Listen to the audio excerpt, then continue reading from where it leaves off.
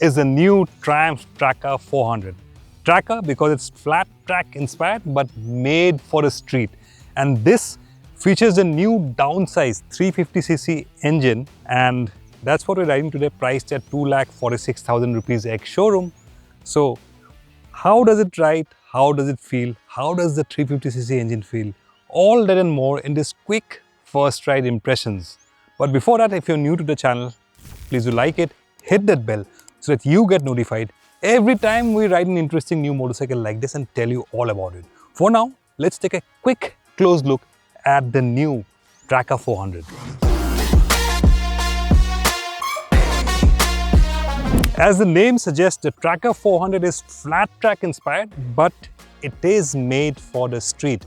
Triumph reiterates that this is purely a street motorcycle, and even the block pattern tires are more of form than function. Yes, this is not an off-road motorcycle. This is not meant for flat track racing. It's got flat track aesthetics inspired from flat track racing motorcycles, but it's made for the street.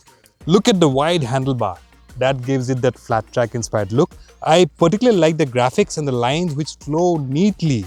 Even the engine, everything, even the side panels, everything flows in a cohesive line, and this gives the motorcycle a very nice looking stance. Overall, I think this is quite a good looking motorcycle, and many of you will probably be won over just by the looks of the Tracker 400.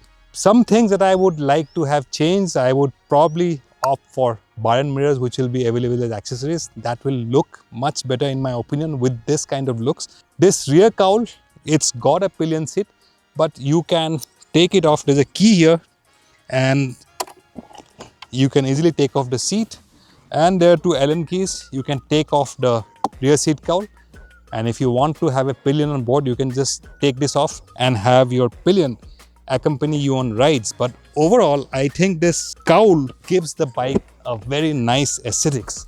Even the graphics with those dirt inspired looks, overall it's quite a nice looking bikes. A lot of components are already shared with the Speed 400 and Scrambler 400. Part sharing of course, but a lot of it is new. The tank is new, the graphics all new, and that racing style side panel with the 400 embossed there. Of course it's a 350cc engine, but Triumph has gone stuck on with the 400 branding, but it's quite a nice looking motorcycle at that, and I think in the looks department, this is genuinely a good looking motorcycle.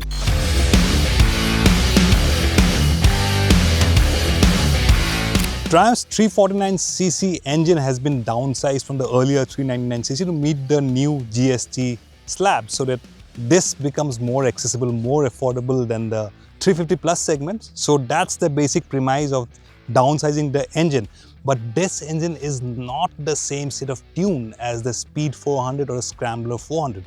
This shares with state of tune with the Truxton 400, so it makes marginally more power. Torque is same, roughly about 32 Newton meters, but it comes slightly higher up at about 7,500 RPM. And this makes about 39.5 bhp of power.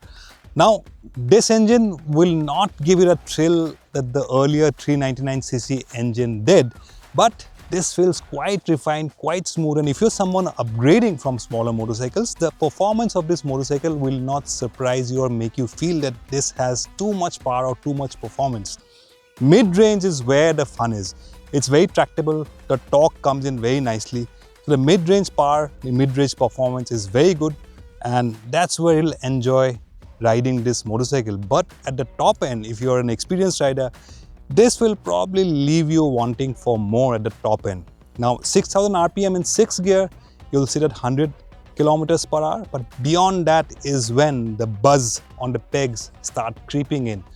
80-90 kilometers per hour speed is the bike's sweet spot. It will go up to 120, 130 easily, but that's where you'll enjoy riding the Tracker 400 the most.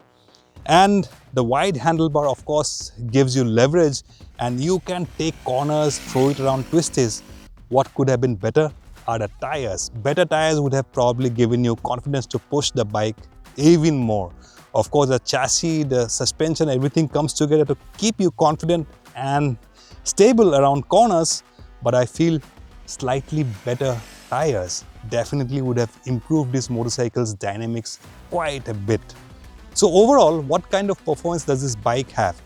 Like I said before, if you're upgrading for smaller motorcycles, this one for easy riding, everyday riding in the city will not leave you wanting for more. But if you want thrill, you want performance, maybe over time you'll outgrow the performance of this motorcycle very soon. Especially for experienced riders, you may want some little bit more performance than what this baby packs. But then again, just take a look at this. I'm going to repeat this at the cost of repetition.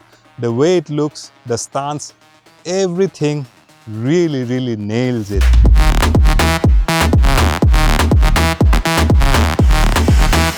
Now the seat, it's got a 805 mm seat height, not very low, not very tall also, but the seat is a little bit wide.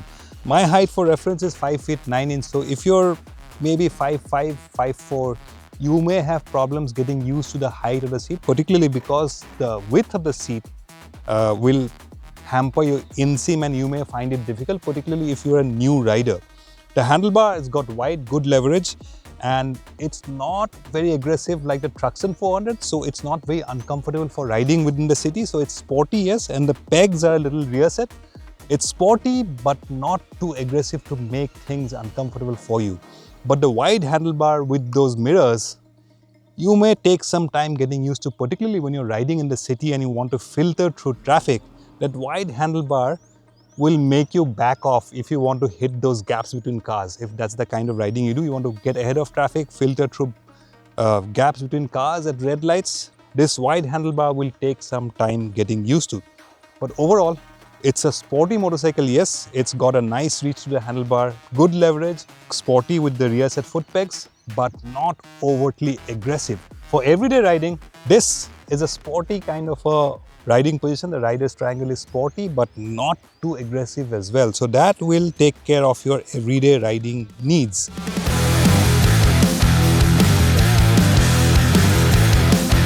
The rake angle of the Tracker 400 is identical to the Truxton's at 24.3 degrees, and the suspension setup is shared with it too.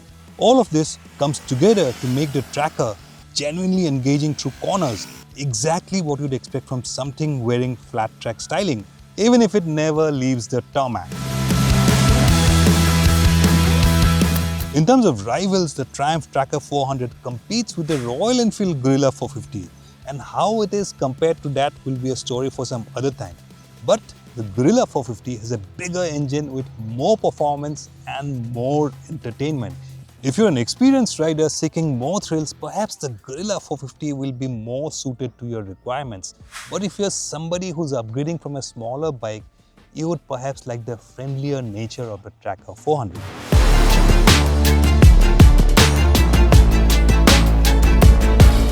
So how is a Tracker 400 then?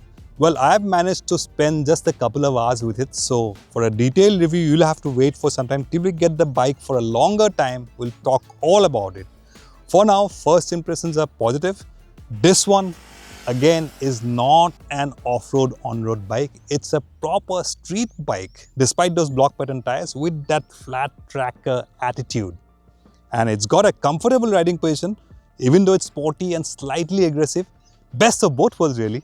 If that's the kind of bike you want with easygoing performance, with a sporty stance and handling, then this one definitely deserves a test ride. You let us know what you think of the Tracker 400 in the comments section.